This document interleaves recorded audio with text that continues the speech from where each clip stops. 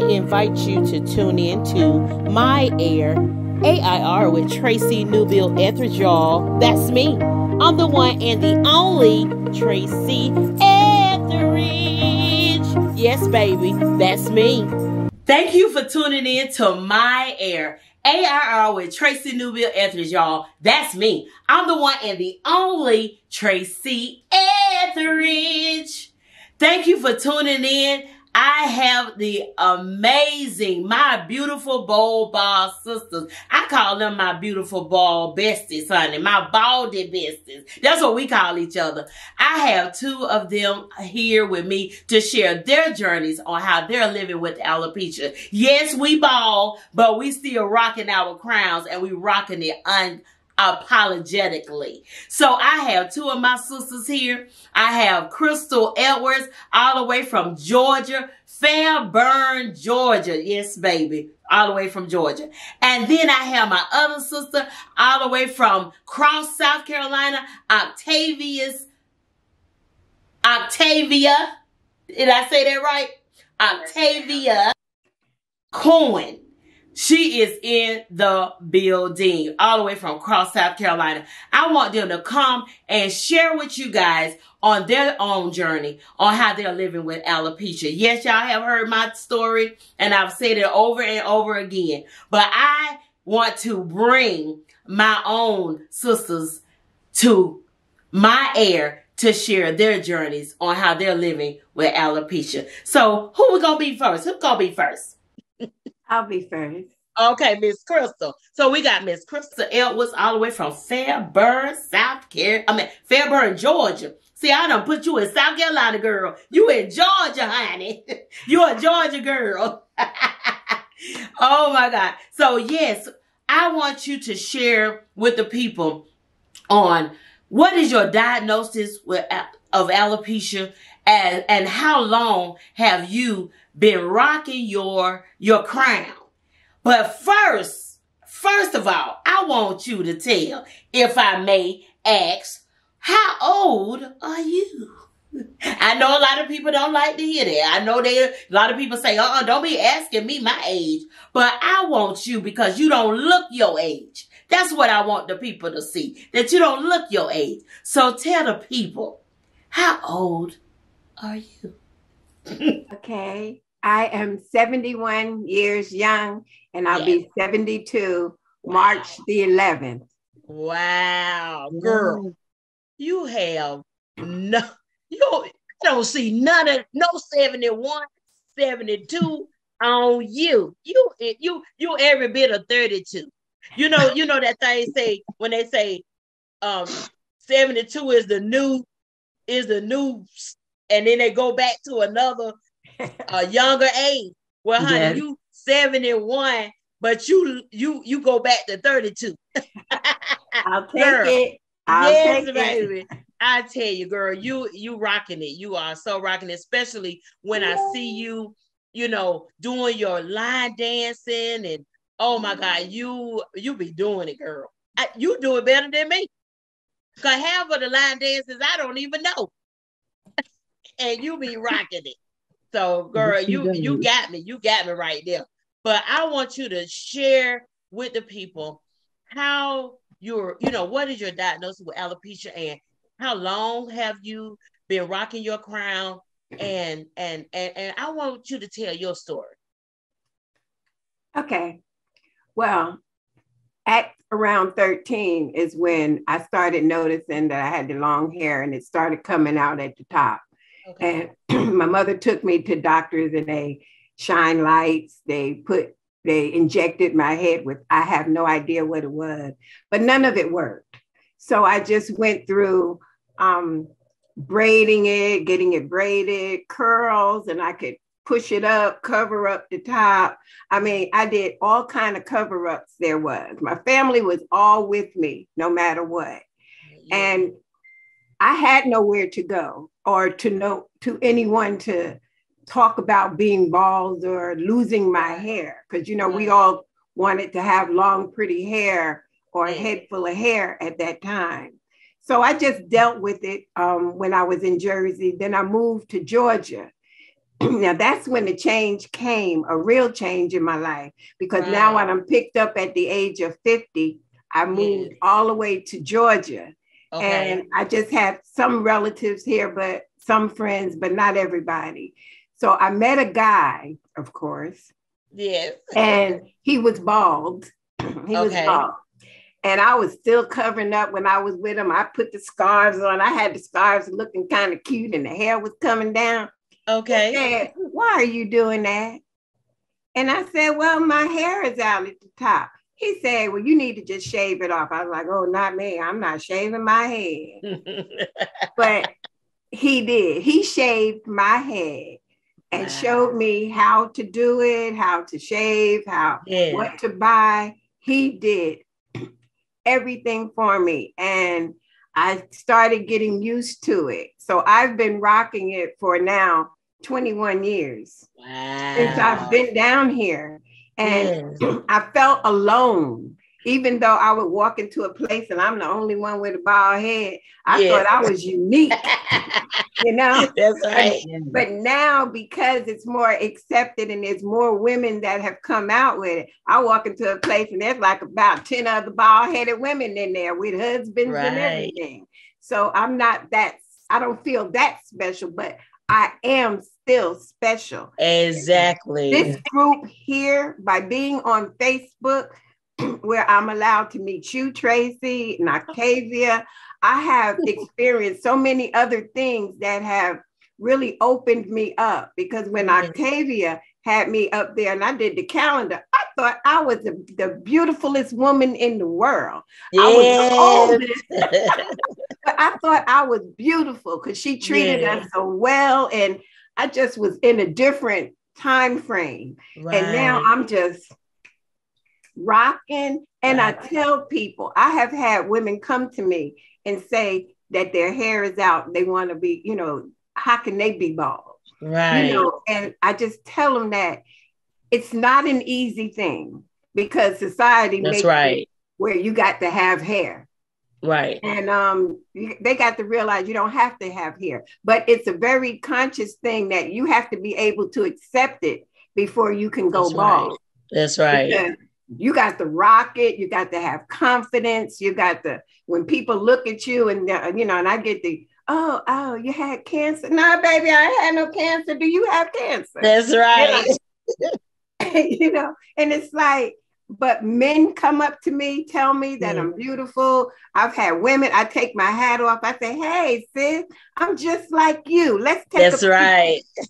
And I think I've made them a lot more comfortable. And it's definitely, I just think I'm the world's beautifulest woman out here, except for my other baldy sisters.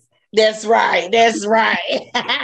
Meeting you, Tracy, has been wonderful. You and Octavia, especially when you had me in the fashion show, you couldn't tell me nothing. Because I thought I was the shit when I walked out there in that dress. So you know, and I look at the tape over and over, and I look how beautiful we look.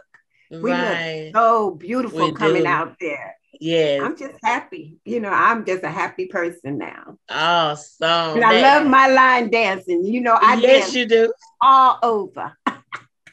That is awesome. Awesome. So Miss Crystal, what would you tell someone that is, you know, that is really like suffering? They having a struggle trying to come out. You know, they want to come out. They right there on that edge of coming out, being free, but they still hesitant on, you know, showing their balls. What would you tell a person? What type of encouragement would you tell that person? Well, they would have to me, I would tell them it would help them to get into a group like we're in. Right. Because all of us support each other. Yes. And if you have any kind of flaws or whatever, you know, we go past our flaws to the beauty. And I would tell each one of them that they have this beauty inside of them. And this hair is just hair. You know, it's like, it's just hair. Right. You know, it doesn't take away from how you are on your face or your inside. That's right. you're still going to be the person that you are, even if you take the hair off. Yes. And just Right. just highlight the other parts of you that get to be highlighted. Like I put glasses on. I put some eyelashes on sometimes. You know what I mean? Right. You just have to highlight these other things, but you got to always remember that you are beautiful on the inside. Awesome. I love it. And you are so correct. I tell you, you know, and the things that you would tell a person, that's exactly what I would tell them to, hey, walk in your truth. Walk in how God has created you to be. And that is that unique person. I always say we are so unique. We just unique. I mean, God has placed us down here on earth and say, I'm gonna put Octavia's right there. I'm gonna put Crystal right here. I'm gonna put Tracy over there.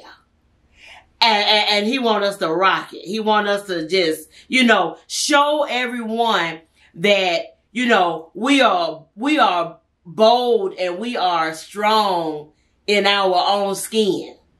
Yeah. We are strong. So, honey, I tell you, so thank you so much for that. I tell you, I really enjoyed your story. And we all have our own stories, and everybody have it's different. But we all are saying the same thing as far as rocking our baldness, being confident in who we are, and standing in our truth. I mean, that's hands down. We're standing in our truth. And I'm so grateful for that, because there was a time when we didn't have that. We had to build ourselves up to this who we are today. Yes. And with the support that we have with each other, encouraging each other, then we all stand together as one big ball of power. And I'm so excited for that. Yes. So now Miss Octavia Cohen, how you doing today, girl? I am truly grateful today. Thank you for having me. Oh, awesome. Thank you. You're welcome. You know, I was going to get you on whether you liked it or not. Okay. Okay. Because, you know, ever since I met you, first of all, let me put a shout out on them earrings, girl. Oh, let me give a little shout out on them earrings you got on, girl. Thank you. Oh my God. Speaking of your earrings, I love mine. Oh girl, I love mine if y'all don't know, Miss Octavia is a jewelry designer. Yes, baby. She do the earrings, she do the bracelets. Y'all got to check her out. She'll tell you a little bit more about it when she gets to talking. But y'all, my earrings, when I wear my baldy earrings, you guys, I get so many compliments, and it resembles me. It resembles us as beautiful bald sisters.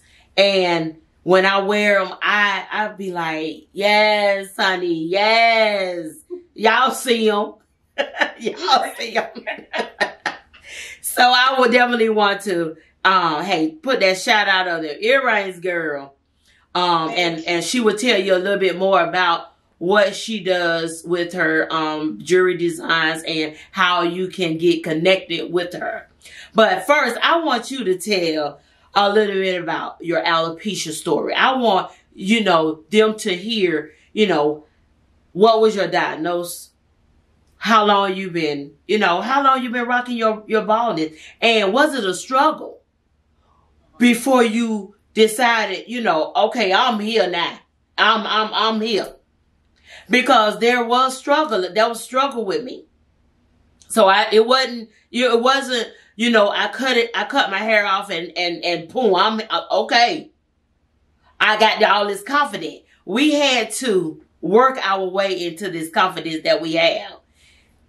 So I definitely want you to share your journey on how you're living with alopecia. Okay. So thank you again for having me. So the alopecia that I have yet to get diagnosed, right? Okay. So my alopecia started when I was about 9. Okay. And it started on my edges. It was hard for me to have certain hairstyles that we rocked back then. The 80s, you know how we had the trendy hairstyles and stuff. Yeah. I could not rock those hairstyles and braids because I had barely no edges. Right.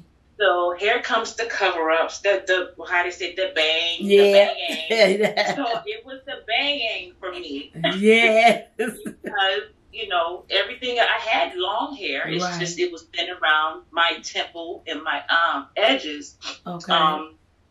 And my mother, my grandmother, and my great-grandmother also had alopecia. Well, my mother's still here, thank God, but my grandmother and my great-grandmother has passed on, but they had alopecia. Okay. And it was in the same areas, where it was more in the temple.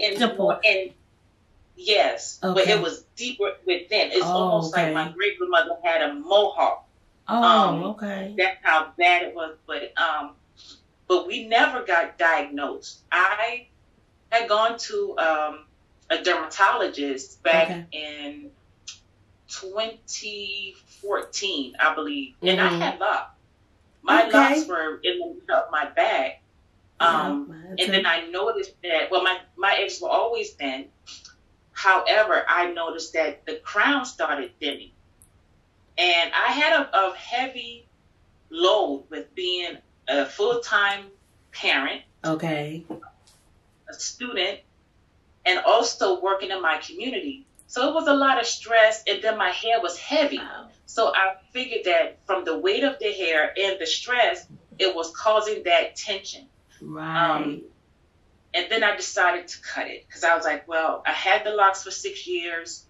It's time to let it go. Right. I've always admired locks, but I was like, 6 years is enough. Time to let it go. And I started cutting. I was a little, I had some assistance, so I needed something to drink, you know. Right.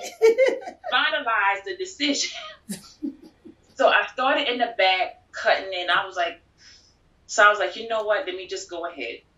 The struggle after I cut my hair, because I didn't go fully bald at the time. Okay.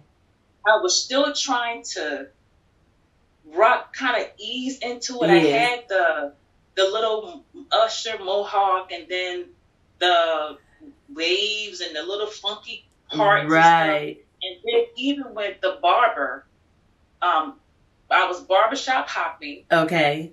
And then I noticed that each barber had different terms, different lingos. So if I said I wanted a Caesar, their Caesar was different from another barbershop Caesar. Oh. And then what really, another thing that really made me cut is that this particular barber, it was causing more stress on the crown. Okay. And because of the weight of the clipper, anytime he would go down and come back up, it did something there. Oh, okay. So it kind of furthered my decision to just cut it off. But going back to the dermatology experience, they wanted to do a biopsy. Mm-hmm. It was a very cold experience. It wasn't a very personable one. Right. It was like, we're going to get a diagnostic. We're going to get a biopsy. Yes. We're going to, write this prescription because he wanted to do injections. I'm like, we're not doing all that. Right. That's right. Doing all of that. And so, but the other thing that really made me cut my hair is that my mother, she was going through a very tumultuous time that further caused stress on her scalp. Okay. She also noticed the thinning. However, coming from that era, of where hair is a woman's glory. Right. He was still holding on. And so I was like, well, Mama, I'm here. They already said we look alike anyway. That's right. But go ahead and just do this thing together. And I cut my hair first, and then she followed. Gotcha. So she was was part of the purpose of being bald. And I've been rocking my baldiness since 2016. Okay. And it's been a beautiful journey, not just for myself, but to also sow into other women who struggled with coming out, right? Not knowing what they should, what she should tell her family, her husband, and I received compliments, and I wish I could do that. I was like, ma'am, you can. That's right. You can do it. It starts within, and it has to be about you. So to this day, I don't have a diagnosis. Okay. I want to just say it's hereditary, and I don't know if there's an actual term for that.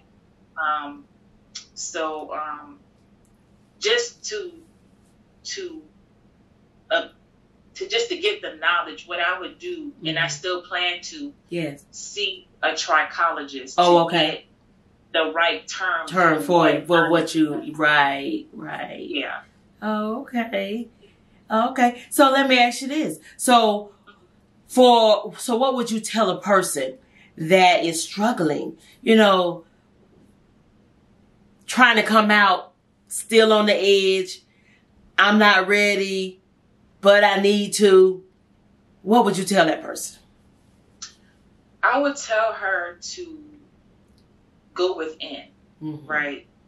If it wasn't for the people that she's hiding for, would she still do it? Right. And just to reassure her that she is resilient. She is more than her hair. And I would offer that listening ear, that shoulder to cry on, via my phone number, because I do have my own platform, which is Shades of Blue Alopecia Awareness. So I would comfort her and guide her, if she allows me to be that support system for her, and to give her other resources such as my A.I.R and other support groups out there that would further encourage her, because I may miss it. I may miss the mark. So to see other baldies who are doing it, such as we are, to let her see that example and to make her choice. Yeah, exactly. I love it. And you are so right. So, you touched on your organization. And I'm glad you did that, because that's what I was going to ask you next. Okay.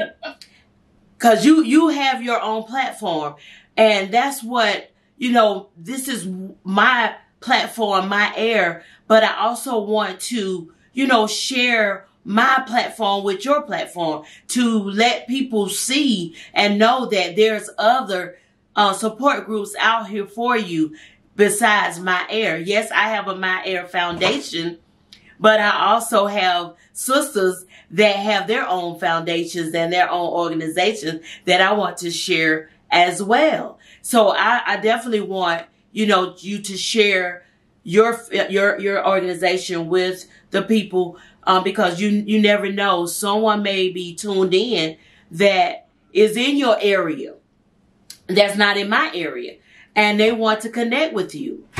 So I definitely want you to elaborate on your organization again. Okay, thank you. So Shades of Blue Alopecia Awareness was birthed in 2018. After I came to the concept of cutting my hair, and so the name, everything was pretty much divine. It was a divine calling. Okay. And I was like, okay, if this is what you want me to do, God, give me the resources, give me the vision to go forth with this. Being that alopecia's, our color is blue, I didn't know which blue it was. Right. So I'm like, I'm going to include all the shades of blue. I want to be somewhat politically correct, if that makes sense. Right. And it was a platform for other small businesses in the community to showcase their merchandise, their services, and everything. So it was a beautiful event.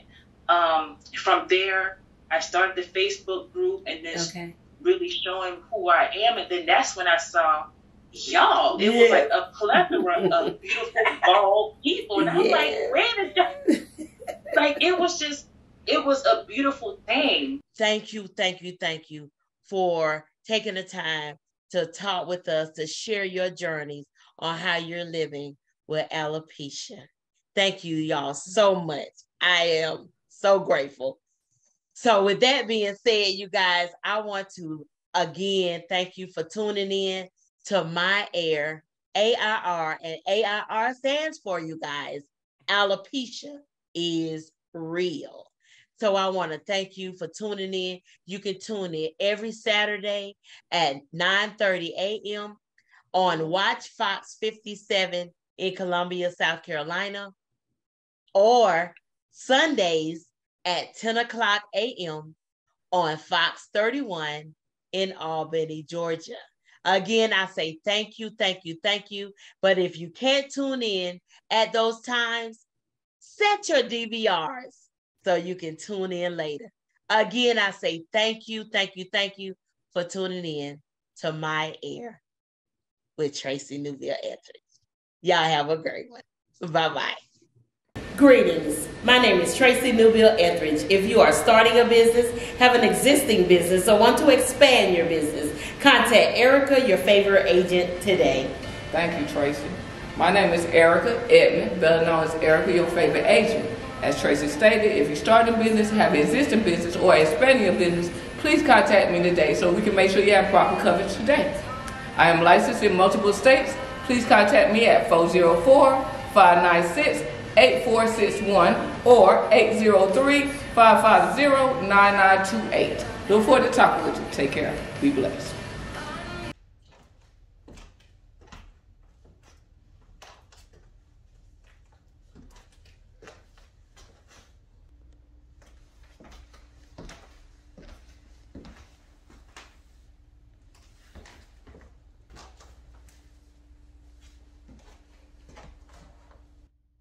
My Air, A.I.R with Tracy Newbill-Etheridge. That's me. I'm the one and the only Tracy Etheridge. My Air is sponsored by Divas Boutique, an online boutique that specializes in unique fashion and accessories. Go check us out at www.divasboutique.shop. Thank you.